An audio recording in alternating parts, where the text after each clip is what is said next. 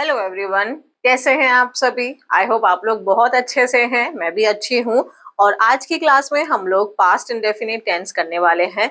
सो चलिए हम क्लास को कर देते हैं स्टार्ट। बट अगर आपने चैनल सब्सक्राइब नहीं किया then this is very bad, so do it right now. And या ये हमारे जो 120 डेज की जो हमने इंग्लिश स्पीकिंग कोर्स जो हमने चालू किया है, मैंने उसकी 120 डेज की जो सीरीज है उसका डे 12 है। डे 11 तक क्लासेस हो चुकी हैं, तो प्लीज आप उनको एक बार जरूर देखिए। अगर आप बिगनर है, आप स्टार्टिंग कर रहे हैं, तो बहुत अच्छे से आपको चीजें समझ में आएंगी। चलिए अब पास्ट इंडेफिनिट पे रुकते हैं, तो इसके बारे में बात करते हैं। What is past indefinite? Past indefinite में देखो टेंस है, तो ये एक्शन के बारे में बता रहा है, टाइम के बारे में ही बता रहा है। तो कोई हमने काम किया, राइट। हमने प्रेजेंट परफेक्ट पढ़ा था, जो हम सॉरी प्रेजेंट इंडेफिनिट पढ़ा था, जो हमारी प्रेजेंट की डेफिनेट इनडेफिनेट चीजों को, जैसे मैं पढ़ाती हूँ, ये मेरा रूटीन है, मेरा हैबिट है कोई काम करना, वो बता रहा है। बट यहाँ वहां भी एक्शन ही बता रहे थे, पूरे टेंस में हम एक्शंस ही पढ़ रहे हैं। और वो एक्शंस को हम टाइम के थ्रू में दिखा रहे हैं कि वो जो एक्शन है वो टाइम के कौन से पीरियड में आ रहा है। तो जो पास्ट इंडेफिनेट है, वो एक्शंस वो होते हैं जिनका स्टार्टिंग की अगर हम बात करें, तो अगर वो स्टार्ट भी पास्ट में हुए और वो फिनिश भी पास्ट में ही हो चुके हैं, यानी ऐसे एक्शंस जो हमारे स्टार्ट भी पास्ट में हुआ और कंप्लीट भी पास्ट में हो गया, वो एक्शंस हमारे किस में आते हैं, उनका पास्ट इंडेफिनिट टेंस में हम इस्तेमाल करते हैं। पास्ट इंडेफिनिट टेंस कौन से एक्शंस होते हैं? Actions those started in the past and finished in the past. वो काम जो हमारा पास्ट में शुरू हुआ और पास्ट में ही कंप्लीट हो गया, उसको हम पास्ट इंडेफिनिट टेंस के थ्रू बताते हैं। जैसे मैंने उसे फोन किया, सो मैं क्या बोलूंगी? मैंने उसे फोन किया, मतलब पास्ट की बात हो गई, तो हम इसको बोल देंगे आई कॉल्ड हिम। मैंने उसे फोन किया। मैं उससे मिला, आई मेट हिम। ठीक है, ये पास्ट में बता रहा है कि मैं उससे मिला था, मैंने उसे कॉल किया। तो अब हिंदी में हम ये देख लेते हैं कि जैसे जिन शब्दों के अंत में था, थी, है ना, मैंने खाना खाया, या वे यहाँ आई थी, तो वही हो गया। तो ऐसे सेंटेंसेस को हम लोग पास्ट इंडेफिनेट में रखते हैं, बट स्टिल कंफ्यूजन हो जाता है इसको प्रेजेंट परफेक्ट के साथ में। वो हम आगे सीखेंगे, अभी हम पास्ट इंडेफिनेट पे ही रुकेंगे। तो सबसे पहली चीज आप क्या लिखेंगे? वो एक्शंस जो पास्ट में शुरू होके पास्ट में ही कंप्लीट हो गए, उन सेंटेंसेस को हम लोग पास्ट इंडेफिनेट में रखते हैं। Okay, so the actions that started in the past and finished in the past, those type of sentences fall in past indefinite tense. अच्छा, now we'll see their structure. तो structure सबसे important चीज है. So let's start. Write down in your notebook structure. मतलब ये लिखते कैसे हैं, इनके लिखने का तरीका क्या है, क्या वे है इनके लिखने का। स्ट्रक्चर का मतलब वो ढांचा, जो हम लिखने के पैटर्न को जो हम फॉलो करेंगे वो क्या है। जैसे आपने प्रेजेंट इंडेफिनिट अगर आपने देखा है, तो उसमें प्रॉब्लम ये थी वर्ब्स के साथ में, क्योंकि टेंस में मेन पार्ट हमारा वर्ब है। वर्ब की अंडरस्टैंडिंग अगर हमें आ गई कि किस सिचुएशन में, किस टाइप की एक्शन में हमें कौन सी वर्ब का इस्तेमाल करना है, तो आई थिंक फिर आपको टेंस में क्या ही प्रॉब्लम है। आपको जो मेन अंडरस्टैंडिंग आपकी जो डेवलप होनी है वो है वर्ब की। ओके, सो प्रेजेंट इंडेफिनिट में हमने वर्ब सीखी थी, वर्ब की फर्स्ट फॉर्म सीखी थी, वर्ब की फिफ्थ फॉर्म देखी थी। ये थी हमारे जब सेंटेंसेस पॉजिटिव था। अफर्मेटिव सेंटेंसेस में हम लोग दो वर्ब्स का यूज कर रहे थे, वर्ब की फर्स्ट फॉर्म एंड वर्ब की फिफ्थ फॉर्म। आपको अच्छे से पता होना चाहिए, जो फर्स्ट फॉर्म थी ये प्लूरल थी, ये प्लूरल वर्ब है, और जो फिफ्थ फॉर्म है ये सिंगुलर वर्ब है। क्योंकि अगर आप देखेंगे तो जैसे वर्ब्स की जो टोटल फॉर्म्स होती हैं वो 5 हैं। तो V1, अगर चलो थोड़ा सा मैं यहाँ पे बता देती हूँ, V1 होती है, V2 होती है, V3 होती है, V4 एंड V5। तो टोटल फॉर्म्स ऑफ वर्ब होती हैं 5। V1 को भी हम प्रेजेंट टेंस में यूज करते हैं, V5 को भी हम प्रेजेंट टेंस में यूज करते हैं, V2 को हम पास्ट में करते हैं, V3 को हम लोग परफेक्ट में करते हैं, एंड V4 को हम कॉन्टिन्यूअस में करते हैं। सो अगर आप देखेंगे पास्ट के लिए आपके पास कितनी वर्ब है? एक ही वर्ब है, V2। तो बहुत सिंपल हो गया। प्रेजेंट में हमारे पास दो वर्ब्स थी, बड़ी कंफ्यूजन हो जा रही थी। यहाँ तो कोई कंफ्यूजन ही नहीं होनी चाहिए आपकी वर्ब को लेके, यानी कि जो आपके सेंटेंसेस पॉजिटिव हैं, जो आपका पॉजिटिव जो सेंटेंस होता है, तो उसमें तो हम हमेशा एक ही वर्ब यूज करेंगे, चाहे हमारा सब्जेक्ट कोई भी हो। प्रेजेंट में क्या हो रहा था, प्रेजेंट इंडेफिनिट में दो वर्ब्स थी जिनको हम प्रेजेंट इंडेफिनिट में यूज कर रहे थे, तो वहां पे सब्जेक्ट का आपका लोचा था। प्लूरल वर्ब है मतलब प्लूरल सब्जेक्ट होना चाहिए, सिंगुलर वर्ब है मतलब सिंगुलर सब्जेक्ट होना चाहिए। यहाँ तो एक ही वर्ब है हमारी, तो प्रेजेंट टेंस में कोई इशू नहीं है, आपका सब्जेक्ट कोई भी हो, आपका सब्जेक्ट सिंगुलर है, आपका सब्जेक्ट प्लूरल है, कोई प्रॉब्लम नहीं है। आप हमेशा वर्ब की सेकंड फॉर्म और फिर अपना ऑब्जेक्ट आप लगा दीजिए, ठीक है। जैसे अब मैंने कहा कि मैंने ये चैप्टर पढ़ाया था, तो मैं बोल दूं आई टॉट दिस चैप्टर। कब पढ़ाया था, कल पढ़ाया था। I taught this chapter yesterday, मैंने ये चैप्टर कल पढ़ाया था। तो टॉट क्या हो गया, V2 हो गया। अगर मैंने यहाँ पे आई है प्लूरल, जैसे हम लोग इसको मान लेते हैं प्लूरल सब्जेक्ट के रूप में, अगर मैं यहाँ पे मैंने ही लगा दिया तो ही के रूप में भी है ना। मैंने बोल दिया कि उन्होंने, यानी आप बोल रहे हैं कि सर ने ये चैप्टर कल पढ़ाया था, यानी मैंने ही बोल दिया। अब मैंने कहा यह काम, मान लेते हैं वह बाजार गया, वह बाजार गया, ही है तो वर्ब की सेकंड फॉर्म लगाई, ही वेंट टू मार्केट, वह बाजार गया था, he went to the market. अच्छा, ही अगर हम यहाँ पे दे लगा दें, वे बाजार गए, ही वेंट टू स्कूल, हम बोल दें वह स्कूल गया था, वह कल स्कूल गया था, वह बाजार गया था, मैं आज शाम बाजार गया था, यस्टरडे। ओहो, अब कुछ भी लगा दो, पहले हम ना बिना टाइम के देख रहे हैं। वह बाजार गया था, he went to the market. मैं बोलोगे तब भी वेंट ही आएगा, दे बोलोगे तब भी वेंट ही आएगा। ये सब्जेक्ट के हिसाब से आपकी जो वर्ब है वो चेंज नहीं होगी। तो हमने क्या देखा कि हमारा सब्जेक्ट कोई भी हो, सिंगुलर है प्लूरल है, कोई ऑब्जेक्शन नहीं है। पॉजिटिव सेंटेंसेस में हम लोग हमेशा वर्ब की सेकंड फॉर्म का ही इस्तेमाल करेंगे और फिर हमारा ऑब्जेक्ट आ जाएगा। वर्ब्स की फॉर्म तो एसेंशियल है, वर्ब्स की फॉर्म अगर आपको लर्न नहीं है तो आप कभी भी अपने जो कम्युनिकेशन में, क्योंकि यार कम्युनिकेशन का मेन पार्ट तो यही है, बोलना है आपको, you have to speak, that means you have to use verbs form na, because in tense what we are studying, in tense we are studying the perfect usage of verbs, when and where to use which forms of verb, that's it. Okay, tense is nothing, tense is about the proper usage of verb, so you have to learn। आपको पांचों forms verb की आनी चाहिए। अब इसके लिए मैंने already एक पार्ट है जो वर्ब का मैंने डाल दिया है, जो इररेगुलर वर्ब्स हैं वो मैंने ऑलरेडी डाला हुआ है। इररेगुलर में बस ये होता है कि जैसे यहाँ पे गो है, तो गो का सेकंड फॉर्म वेंट होता है ना। इसका go went gone, third form इसका गॉन होता है। तो ऐसी वर्ब्स जिनके फॉर्म्स ईडी नहीं होते हैं, जो प्रॉपर चेंज हो जाते हैं, वो इरेगुलर होते हैं। और रेगुलर होते हैं जो ईडी लगा के, जैसे कॉल का कॉल्ड एंड कॉल्ड हो गया, ये रेगुलर वर्ब्स में आती है। ये पार्ट मैंने ऑलरेडी करवा रखा है, नहीं देखा तो प्लीज देखिए अगर आप चाहते हैं आपका इम्प्रूवमेंट रियल में दिखाई दे। सो बहुत सिंपल है। अगर हम पास्ट का कोई भी स्टेटमेंट जस्ट बोलना चाहते हैं, वह आई थी, शी केम, वह आई थी, वो तुमसे मिलने आई थी, तो आप कुछ भी आगे लगा लो, बट यहाँ पे केम हो गया। केम क्योंकि वर्ब की सेकंड फॉर्म है, कम, केम, और अगेन आपको पता है थर्ड फॉर्म भी कम ही होती है। तो वह आई थी, she came to meet you, वह आपसे मिलने आई थी, तो she came to meet you, वह आपसे मिलने आई थी, वर्ब की सेकंड फॉर्म।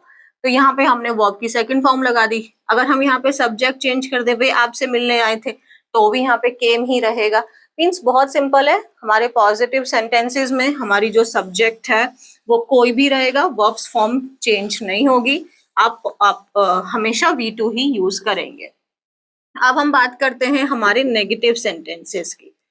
हमेशा याद रखना है, आपको मैंने ऑलरेडी पढ़ाया हुआ था कि जब हमारे इज, एम, आर, वॉज, वर, जब ये मेन वर्ब की तरह काम करते हैं, तो यही अकेले होते हैं जब नेगेटिव सेंटेंस में हमें किसी और हेल्पिंग वर्ब की जरूरत नहीं होती है, क्योंकि ये वर्ब्स हैं जो ऑलरेडी मेन वर्ब की तरह भी काम कर सकते हैं, हेल्पिंग की तरह भी काम कर सकते हैं।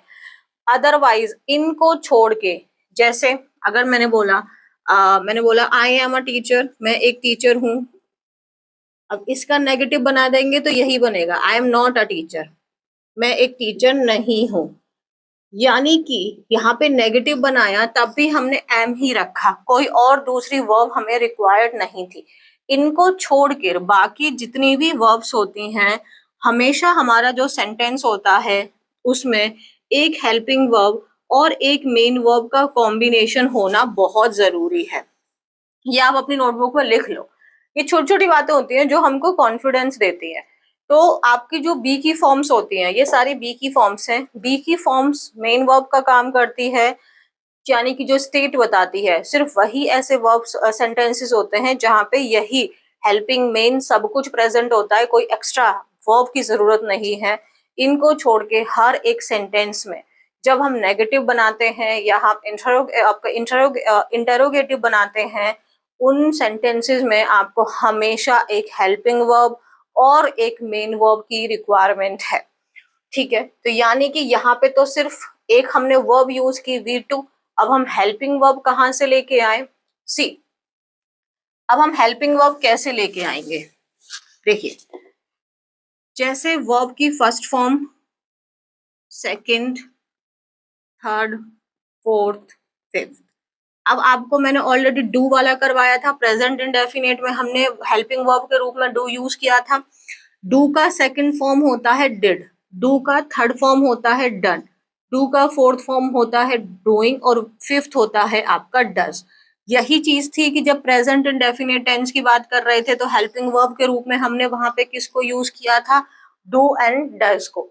और डज ऑलरेडी हमारा फिफ्थ फॉर्म में था, इसीलिए जब हमने मेन वर्ब लगाया, डज लगाने के बाद तो फर्स्ट फॉर्म लगाया था, क्योंकि वर्ब ऑलरेडी हमारी सब्जेक्ट के अकॉर्डिंग चेंज हो गई है, तो मेन वर्ब अब हम नहीं चेंज करेंगे। सेम कॉन्सेप्ट यहाँ भी लगता है। देखो, मैं आपको लॉजिकली पढ़ाना चाहती हूँ, मैं चाहती हूँ जो आप सीखें आप इस तरीके से सीखें कि आपको वो चीजें लॉजिकली आपके ब्रेन में फिट हो, ना कि सिर्फ इंग्लिश के रूल की तरह आपको फिट हो। अगेन यहाँ पे हेल्पिंग वर्ब कौन है, हमारी डिड। यानी कि अब अगेन आप एक चीज ऑब्जर्व कर सकते हैं, डू एंड डज दो टाइप की वर्ब्स हो गई प्रेजेंट में, बट पास्ट में तो अगेन एक ही वर्ब है। यानी कि सब्जेक्ट हमारा कोई भी होगा, हेल्पिंग वर्ब के रूप में हम किसका यूज करेंगे, डिड का। हेल्पिंग वर्ब के रूप में हम किसका यूज कर रहे हैं, डिड का, नेगेटिव सेंटेंस में। फिर हमने नॉट लगा दिया। अब हम मेन वर्ब के रूप में क्या लगाएंगे, सेकंड फॉर्म, क्योंकि पास्ट टेंस में सेकंड फॉर्म आती है, इसलिए यहाँ पे सेकंड लगाएंगे। नहीं नहीं नहीं, क्योंकि आपने डिड ऑलरेडी V2 का लगा दिया, यानी डिड आपने ऑलरेडी V2 का लगा दिया, तो मेन वर्ब के रूप में अब आप क्या यूज करेंगे, always first form, always first form. क्योंकि डिड जो है वो according to subject, according to tense change हो चुका है, तो फर्स्ट अब जो मेन वर्ब है हमारी वो फर्स्ट फॉर्म में ही आएगी, और उसके बाद हम अपना यहाँ पे ऑब्जेक्ट लगा देंगे। जैसे कि वह तुमसे मिलने आई थी, अब इसी का नेगेटिव बनाएंगे तो कैसे बनाएंगे, लाइक वह तुमसे मिलने नहीं आया था, चलो ही से बना लेते हैं, ही नहीं आया था, बट कोई दिक्कत नहीं है, नेगेटिव है। नेगेटिव है तो हेल्पिंग वर्ब लगेगी, हाँ लगेगी, ही डिड नॉट। अब क्या लगाएंगे, कम की केम, कम लगाएंगे क्योंकि हमें यहाँ पे V1 लगाना है, so he did not come to meet you, वह तुमसे मिलने नहीं आया था। He did not come to meet you, वह तुमसे मिलने नहीं आया था। अच्छा, मैंने तुम्हें फोन नहीं किया था, आई डिड नॉट। अब यहाँ पे कॉल्ड लगाएंगे, कॉल लगाएंगे, कॉल लगाएंगे, डिड ऑलरेडी लगा दिया तो यहाँ पे फर्स्ट फॉर्म आएगा, I did not call you, मैंने तुम्हें फोन नहीं किया था। ओके, कोई प्रॉब्लम यहाँ पे आपको समझ में आ रहा है, सब्जेक्ट कोई भी होगा, हेल्पिंग वर्ब के रूप में डिड लगा दिया, मेन वर्ब के रूप में अब हमारा फर्स्ट फॉर्म ही आएगा। डिड कैसे आया, वो इस यहाँ से हमारा आया, ये मैंने आपको ऑलरेडी बता दिया। समझ में आया? तो हमेशा आपको याद रखना है, जब हमारा सेंटेंस नेगेटिव में अगर हम बना रहे हैं या फिर अब हम इंटेरोगेटिव बना रहे हैं, तो उसमें हमेशा एक हेल्पिंग वर्ब और मेन वर्ब की रिक्वायरमेंट है। अच्छा, अब जैसे मैंने आपको याद होगा कि मैंने आपको प्रेजेंट इंडेफिनिट में पढ़ाया था कि जो हमारे डू डज डिड हैं उनको हम लोग मेन वर्ब की तरह भी यूज कर सकते हैं। इसका मतलब हम डिड को भी मेन वर्ब की तरह यूज कर सकते हैं। जैसे ये काम मैंने किया था, तो अगर हम ये पॉजिटिव हो गया, यह काम मैंने किया था, ये पॉजिटिव सेंटेंस हो गया। आई डिड दिस वर्क, यह काम मैंने किया था। आई डिड दिस वर्क, यह काम मैंने किया था।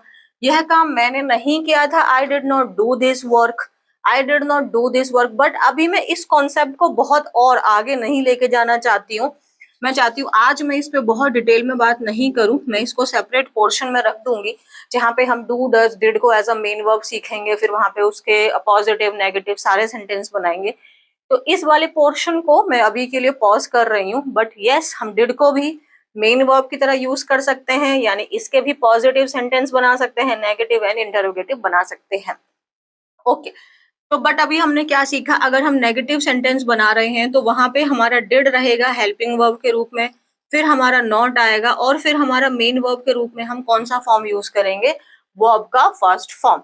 ओके, बट आपको क्या ध्यान रखना है, जैसे हम इंग्लिश पढ़ते हैं, जब हम बोलते हैं तो हम बोलते हैं कि मैं फास्ट बोलना चाहता हूँ, जिसको हम फ्लुएंसी का नाम देते हैं।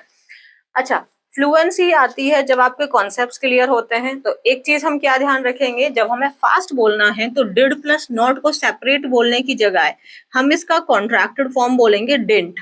जैसे he didn't come to meet me, he didn't come to meet me. अब जैसे क्या होता है कि जो इंग्लिश वाले जो लोग होते हैं, जो अमेरिकन या ब्रिटिश पीपल होते हैं, वो ऑलरेडी इतना फास्ट बोलते हैं, वो पूरा वर्ड कंप्लीट ही नहीं करते, है ना। हम लोग एक एक वर्ड को क्लियर बोलते हैं, तो इसलिए हमारी थोड़ी स्पीड स्लो हो जाती है। अब यहीं पे आप he did not come to meet me की बजाय he didn't come to meet me, थोड़ा लिटिल बिट हमारा सेंटेंस फास्ट हो गया। That's it. So keep this thing in mind, instead of saying did and not separately, use their contracted form, and that is didn't. He didn't call me, I didn't call you, मैंने तुम्हें call नहीं किया था। Now let's do interrogative sentences, यानी कि अब हम question पूछ रहे हैं। अब हम क्वेश्चन पूछ रहे हैं तो अगेन जैसे मैंने बोला, नेगेटिव एंड इंटरोगेटिव में आपका हमेशा हेल्पिंग वर्ब प्रेजेंट होगी। क्वेश्चन जब हम पूछते हैं तो यानी कि हेल्पिंग वर्ब आगे आनी चाहिए, क्योंकि यहाँ पे तो ये स्टेटमेंट हो गया, मैंने काम किया था, मैंने काम नहीं किया था, क्या ये काम मैंने किया था, तो ये दोनों तो स्टेटमेंट है, यहाँ पे क्वेश्चन हो गया। इसीलिए हमेशा क्या होता है, आपकी जो हेल्पिंग वर्ब होती है वो हमेशा आपकी सब्जेक्ट से पहले आती है। यहाँ पे हेल्पिंग वर्ब कौन है, यहाँ पे हेल्पिंग वर्ब है आपकी डिड, फिर उसके बाद में सब्जेक्ट आ गया, फिर हमारी मेन वर्ब आएगी, तो मेन वर्ब का कौन सा फॉर्म आएगा, फर्स्ट फॉर्म आएगा।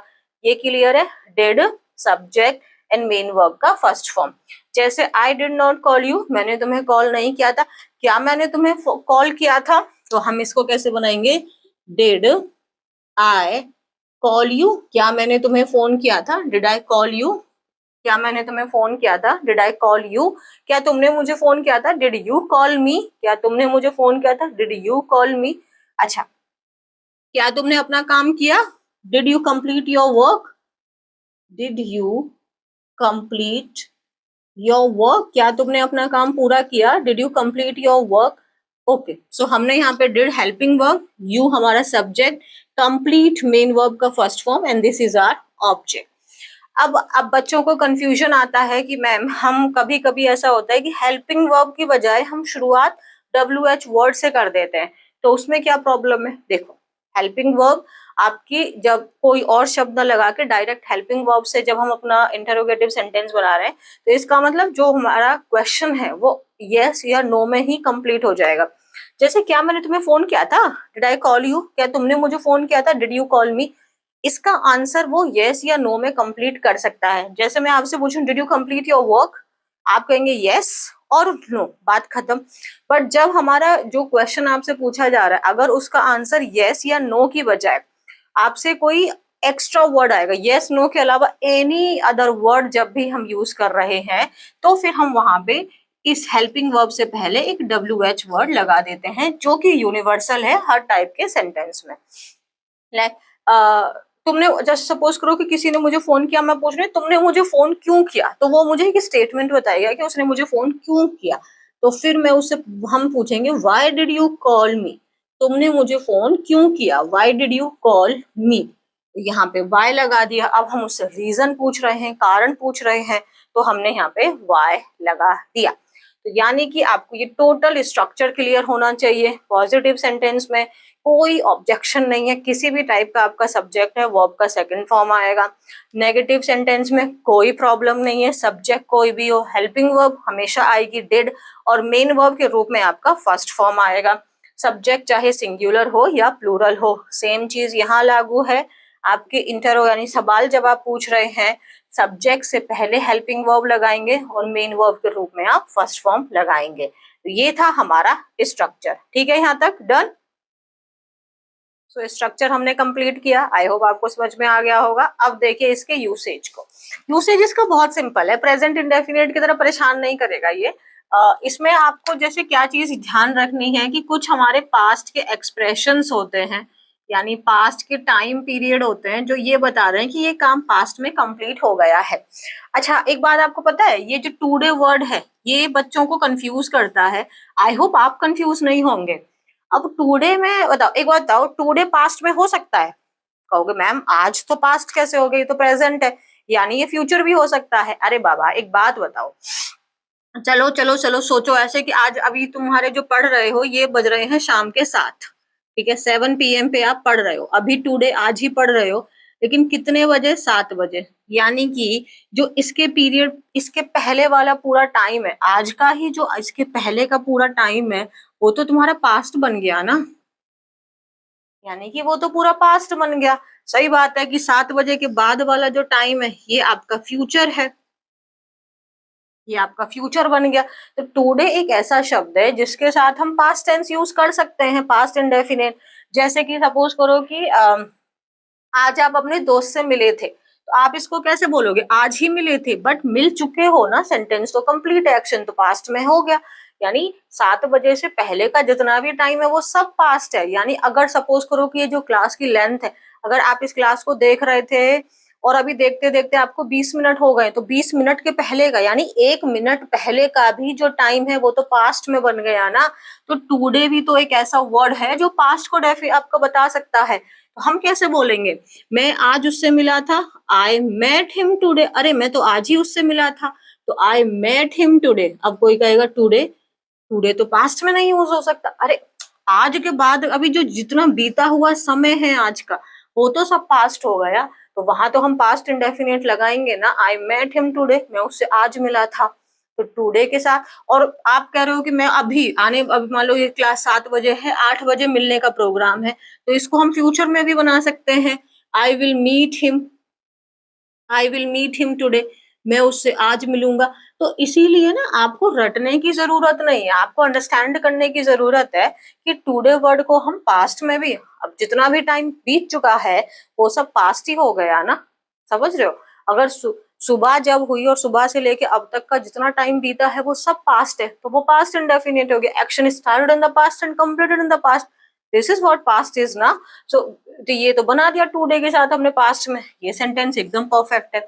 और मैं उससे आज मिलूंगा, ये सेंटेंस भी परफेक्ट है, तो दोनों में कोई एरर नहीं है। तो टुडे वर्ड को हम लोग पास्ट में यूज करेंगे, कर सकते हैं, और इसे फ्यूचर में भी यूज कर सकते हैं।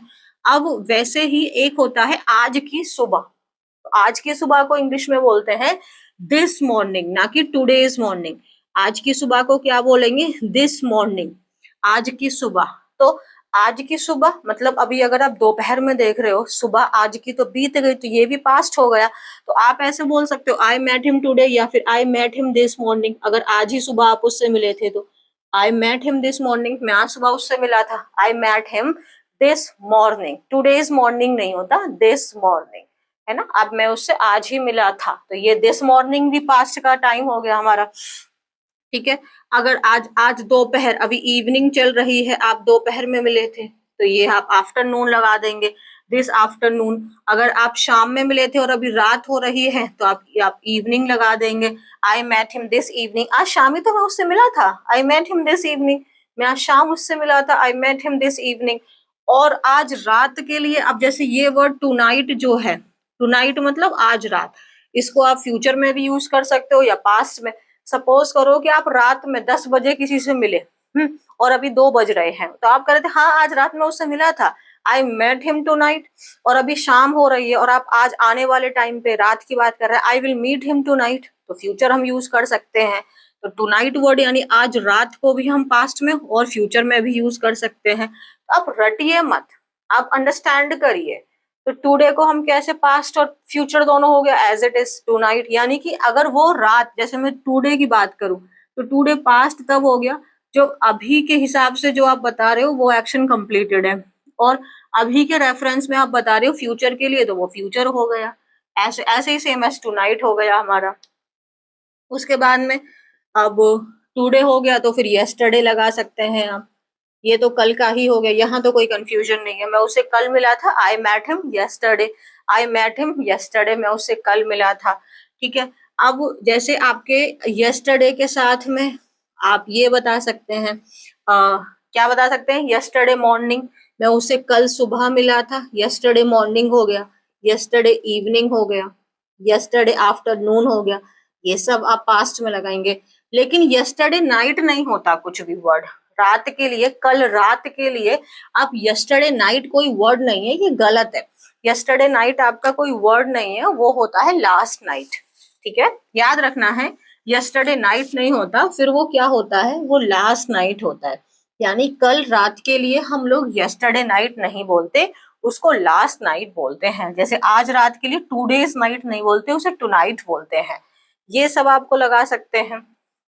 ओके, और हम क्या है, एगो होता है वर्ड, एगो मतलब पहले। जैसे मैंने ये काम, मैंने आई मेट हिम 3 मिनट्स एगो, मैं उसे 3 मिनट पहले मिला था।